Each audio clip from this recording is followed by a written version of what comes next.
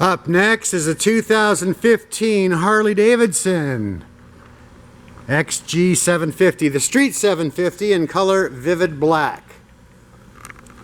Bike has a 750cc water-cooled V-twin engine. We're here, so let's do this.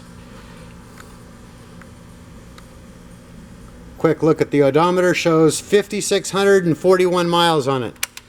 Very low miles for a 2-year-old bike. Get our focus to happen here again. There we go. Bike's in good shape. Excellent starter. Excellent way to get into Harley-Davidson ownership. Small, lightweight, easy to handle. A good training bike. If you'd like to test ride this small black beauty, come on out to North County Indian Motorcycle in San Marcos. We're open 7 days a week.